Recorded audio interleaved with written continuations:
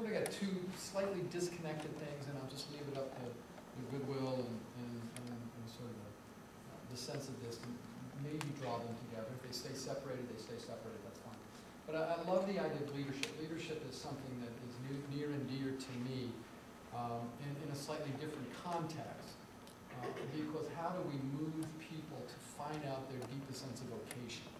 And by vocation comes from a Latin word, vocare, which means to understand your call. And call is about identity. And leadership, it seems to me, I'll be, yeah, making money's great, we all gotta live. But leadership's not about making money. I really think that the key to leadership is about finding that place which gives you the deepest pleasure and how it meets the world's greatest need. So I think when you are finding, I'll use my church language, and excuse me, I do not mean to impose religiosity on this group, but I'm just easiest talking like this. I feel like when we discover who God has called us to be, and also the location where God wants us to be, where like the world's greatest pain and greatest need meets your greatest talent and your greatest passion, right there is where you make the world's biggest difference. And so I just think anything we can do to help our young people grow in their leadership, their sense of vocation, who they are, wow, we just got tremendous opportunities. And right here in our backyard, I think, Cleveland, I love Cleveland. I lived here 15 years. I grew up in the D.C. area. And D.C. is vibrant. There's a lot of things going on. My parents are, thankfully still fairly healthy in their late 80s. I've got a brother who works for the State Department. Now there's a career. Talk about global and creating diplomacy in this difficult world we live in. So I love D.C., but I really love Cleveland. This is my home, and it's one of my 3 children go to Heights High School, and I'm so proud of the education that they're getting in the community in which I live. But it is sometimes hard to be a Clevelander. Not only watching the Browns, but it does speak to something. I think where we have a small, maybe it's a big S, but a small S spiritual crisis in Northeast Ohio. I don't think we really believe in ourselves, that we have the assets that we can leverage to really make a difference. And more I am finding that we have all the abundance that we need. The abundance of talent, the abundance of wealth, the abundance of smart young people.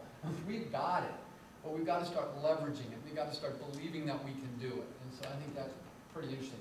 And where this really came to me, in the midst of what I see as kind of an economic crisis in Northeast Ohio, I was invited to be part of Mayor Jackson's sustainability conference that was down at the convention center this summer. And talk about a future to transform the economic engine of Northeast Ohio, bring jobs back into the city, to create new infrastructure and technology.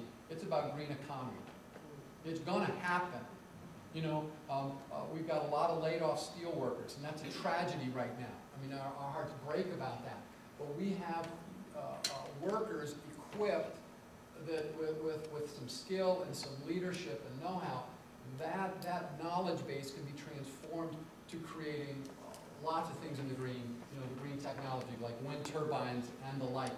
So we need to transition our economy from old manufacturing base to, I think, a new green technological base, and we've got workers here in Northeast Ohio.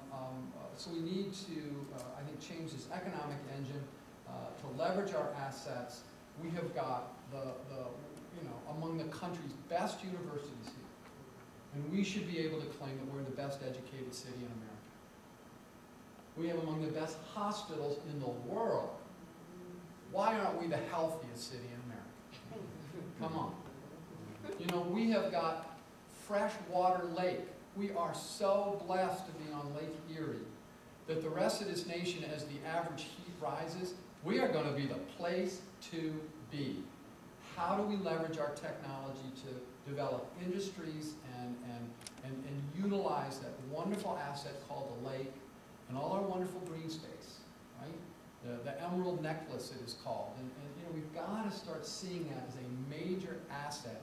And I think by really leveraging the assets that we have, we can really change the economic engine of Cleveland. And my vision is